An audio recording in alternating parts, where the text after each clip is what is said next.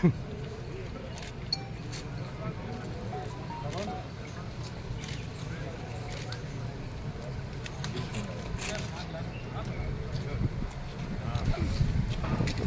तरफ भारतीय जनता पार्टी से कद्दावर नेता जयवीर सिंह है, तो वहीं समाजवादी पार्टी से डिम्पल यादव है। कैसा मुकाबला देख रहे हैं आप?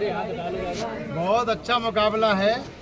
एक और हल्ला बोल खड़ा है सामने जनता के, एक और सामंतवाद जनता के सामने खड़ा है।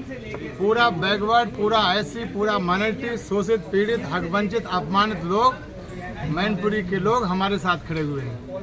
मैनपुरी जनता के सम्मान में शिव प्रसाद यादव मैदान में। किन मुद्दों को लेकर आप चुनाव मैदान में उतरे हैं? जनता की निश्चित रूप से जनता की सेवा करने के मुद्दों को लेकर, हल्ला बोल को खत्म करने के मुद्दे से मैनपुरी की जनता भयभीत है। दोनों प्रत्याशियों से इस भय को खत्म करके एक भाईचारा को स्थापित करना है, हल्ला बोल हटाना है और भाईचारा लाना है। एक तरफ गठबंधन है और आप मायावती जी पूरे उत्तर प्रदेश में अकेले लड़ रही हैं, क्या कहेंगे? कितनी सीटें आने की संभावना? वो अकेले ही सब पर भारी है।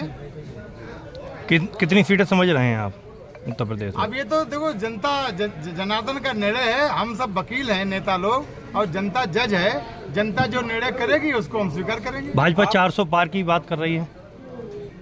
भाजपा 400 के पार बात करी, 400 के पार तो जीरो है ना। 400 के पार तो जीरो है। 400 तक क्लाइमेक्स है, इसके बाद में नीचे आना जीरो है। एक पूछ रहा हूँ आपसे कि दर्शन सिंह भी यहाँ चुनाव लड़े हैं, अशोक यादव भी चुनाव लड़े हैं, हमारा इंजीनियर भी गए, तीसरे आप आ गए, तीसरे यादव हैं सफाई परिवार में। अरे यार ऊपर लग रहा है, बदन धर रहा है। क्या शनिवारी कर पाएंगे? आपने बहुत अच्छा प्रश्न किया है सर। अशोक यादव भी चुनाव लड़े, दर्शन सिंह यादव चुनाव लड़े। इन दोनों में से अशोक यादव घोसी यादव थे। घोसी यादव होने के नाते अशोक यादव ने बिल्कुल जबरदस्त कंटेस्ट किया था, और थोड़ी सी उनकी गलती के कारण उन्होंने थोड़ा सा अधिकारियों के साथ हो गया था उनका, तो अधिकारियों ने जबरन उनको जिद में हरा दिया था। जहाँ तक दर्शन सिंह जी वो कमरिया समाज के थे, तो घोसी यादव को हमारा कमरिया क्यों होगा? मैं घोसी यादव को बिलोंग करता हूं। यहाँ 75% यादव वोटों में से 75% यादव वोट घोसी यादव वोट है, और 40 वर्षों से इस मैनपुरी में घोसी यादव का एक भी एमएलसी नहीं, एक भी एमएलए नहीं, एक भी विधायक नहीं, एक भी स्टेट मिनिस्टर नहीं।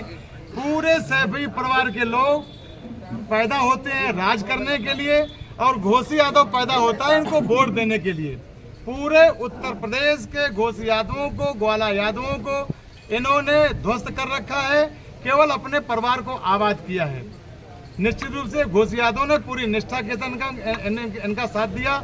घोसी यादव जैसा कोई वफादार नहीं, और सैफी परिवार जैसा कोई गद्दार नहीं। तो क्या लगता है समाजवादी पार्टी का ये गढ़ माना जाता है मैनपुरी, तो क्या भाजपा और बसपा क्या मिलकर इस गढ़ को सर, समाजवादी पार्टी का गढ़ भरथना भी था। मैं मुख्यमंत्री मुलायम सिंह यादव के खिलाफ भरथना से इलेक्शन लड़ा हूँ। He could win only with the difference of 4000 votes. पूरे 19 राउंड की काउंटिंग में मुलायम सिंह जी मुझसे चुनाव हारते रहे। लास्ट में एमपी बनने के बाद जब 2009 में बाई इलेक्शन हुआ, तो मैं 18,500 से उसी सपा के गढ़ से मैं जीत करके आया बसपा कैंडिडेट के रूप में। सर, वही रिकॉर्ड मैनपुरी में भी दोहराया जाएगा। शिव प्रसाद जी, आपने सर्वजन को टिकट दिया था, और वही अगर देखा जाए तो दूसरे नंबर पे साग के वोटर आता है, तो साग के वोटर देखेंगे आपसे नाराज होंगे। आप मेरी बात सुनो, वो दृश्य में प्रदेश मुझे जानकारी नहीं है। जहाँ तक साग वोट की बात है, आलोक साग जी को तो एमएलसी बनाने को भेजा था, वे तो माला सब लिए गए थे, उनको तो जबरदस्ती मुंह लटका के आना पड़ा। और भाजपा ने भी तो साग प्रत्याशी लगातार साग प्रत्याशी यहाँ से रहा, भाजपा ने साग प्रत्याशी का टिकट कर दिया। तो साग प्रत्याशी तो साग समाज तो मेरे साथ है, क्योंकि हमने हमेशा साग समाज का काम किया है। साग समाज का सपा ने और भाजपा ने, इन दोनों ने अपमान किया है। अच्छा शिव प्रसाद जी, 16 तारीख को आपने अपनी सर्व जन सुखाय पार्टी से नामांकन किया था, अब आपने बसपा से कर दिया है। आज भी मेरी सर्जन सुखाय पार्टी जिंदा है। हमने कल अपनी सर्जन सुखाय पार्टी के राष्ट्रीय अध्यक्ष से इस्तीफा देके अपने कोषाध्यक्ष को चार्ज दे दिया है। आज मैं बहुजन समाज पार्टी में हूँ, बहुजन समाज पार्टी के सिंबल से चुनाव लड़ूंगा, लेकिन सर्जन सुखाय पार्टी हमारी अस्तित्व में है, अस्तित्व में रहेगी। आपकी एक लास्ट सवाल ये, आपके चुनाव लड़ने से भाजपा को फायदा हुआ है या सपा को? मेरे चुनाव लड़ने से मुझे फायदा होगा। बसपा से गुरुसन का टिकट कटने के बाद में उन्होंने सपा ज्वाइन कर ली है। जैसे कहीं ना कहीं साग के मतदाता हैं उनसे भी नाराज है क्या? अरे साग मतदाता इससे भी नाराज है कि बेचारे आलोक साग को एमएलसी बनाने को भेजा था, पूरा नाम आ गया था, वहाँ से बेचारे रूठे मन से चले आए थे। इससे भी तो साग नाराज है। ठीक है सर। और साग तो इससे भी तो नाराज है कि उसका हमेशा से भाजपा से प्रत्याशी साग ग्राम एमपी साहब नहीं बनाया। अपनी फाइट किससे मानते हैं, सपा या भाजपा? हमारी किसी से फाइट ही नहीं है, हमारी तो अपने आप से फाइट है।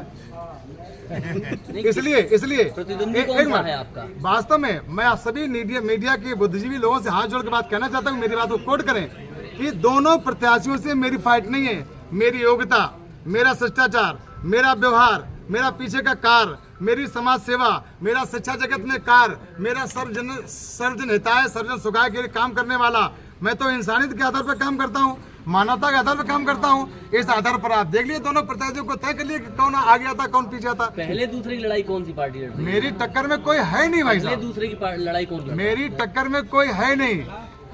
आपने अपनी सर्वजन सुखाय पार्टी से इस्तीफा दिया, आपने कहा है आज बसपा से नामांकन करने पहुंचे, आपकी गाड़ी में सर्वजन सुखाय पार्टी के स्टिकर लगे। कंबाइंड एफर्ट है, कंबाइंड प्रत्याशी हूँ मैं। अच्छा, कंबाइंड एफर्ट है।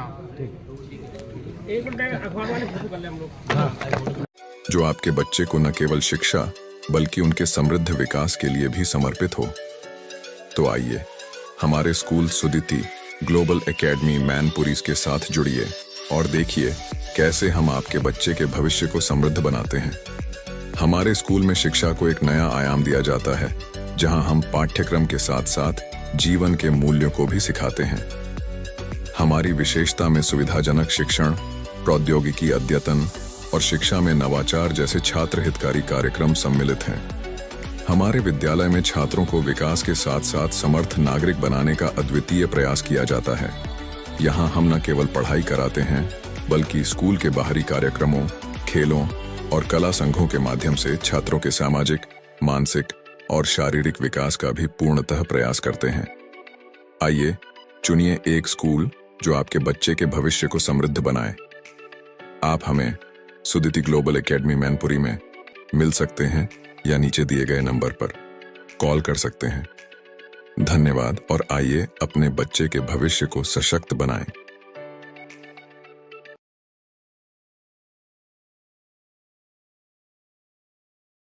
जनता पार्टी ने ठाकुर जयवीर सिंह को टिकट दिया है, सपा ने डिम्पल यादव वोटर नंबर 1 पे आता है। कैसे देखते हैं कड़ा मुकाबला? आप मेरी बात सुनो, कोई कड़ा मुकाबला नहीं है इस मैनपुरी में। यादवों में केवल मैं ही यादव प्रत्याशी हूँ, बकाया दोनों प्रत्याशी वो छत्री समाज के प्रत्याशी हैं।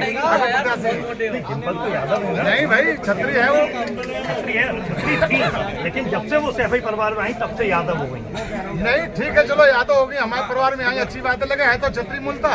कैसे देखते हैं वो कभी छत्रियों से जाकर कहती है मैं छत्री हूँ, वे कभी छत्रियों जाकर कहती है कि मैं तो छत्री हूँ, मुझे वोट दो। टक्कर किससे लग रही है आपकी, सपा से या भाजपा से? कोई नहीं है टक्कर में, शिव प्रसाद यादव है आगे। भारतीय जनता पार्टी 400 पार का नारा दे रही है, आप क्या लगता है? 400 पार के जीत पार, 400 के पार 0 है। कितनी सीटें आप समझ रहे हैं? किसकी? बसपा की। बसपा की बहुत सीटें आएंगी, बहुत अच्छा प्रदर्शन बहुजन समाज पार्टी करेगी और मैनपुरी में निश्चित रूप से बहुजन समाज पार्टी जीतेगी।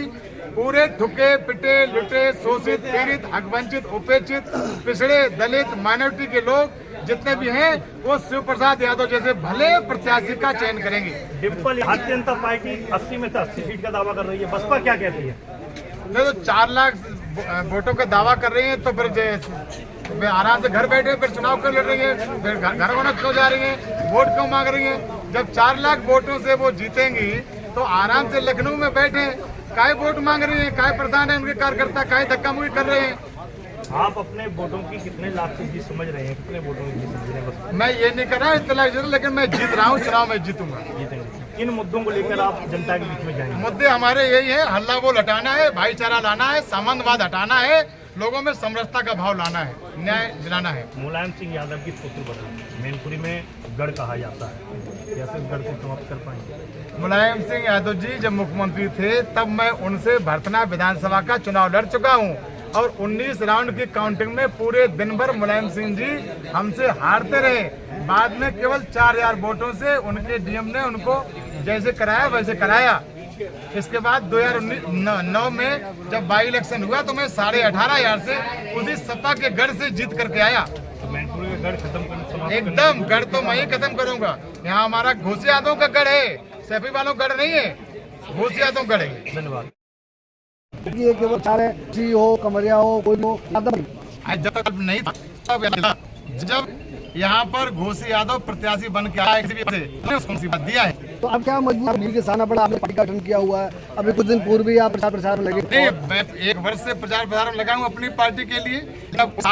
भाई सुग्रीव जंगल अगर है और उसको सुग्रीव को कोई भी शर्म लगता है करने के लिए बाली की संख्या किसको दे रहे हैं? संख्या सही बराबर दे रहा हूँ। आप वंचित है समाज, क्या कहना है इस मौके पर? यही कहते हैं कि समाज लोग हमको एक तरफ हल्ला बोल रहे हैं, एक तरफ आप एक अच्छे के रूप में राजनीति में अभी के मैनपुरी पर ये जो वर्तमान हालात है, अरे साहब मैंने घर में हमारी बहनें बेटियां ब्याही हुई हैं, घर में अपने घर में अब मार्जिन का पता नहीं कि चुनाव हम जीतेंगे।